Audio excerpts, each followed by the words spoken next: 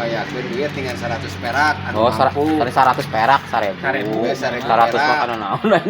Ai baheula mah keur zaman urang sakola. Relek kesan kitu. Lain keur zaman sakola mah heueuh nya yan. Di Oh, sakola teh oh yang nu 100 oh perak. bisa anu gering. Bisa anu gering. Bebaturan. Dedi oge jadi inget ka zaman baheula. Jika anak kitu nya.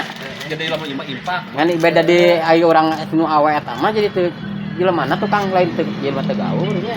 Nu solidernya nu solider mah ngarti. Jelema kopet. Heeh. Hayang dibere. Nu solider mah ngartieun oh ya tujang ieu da syarat.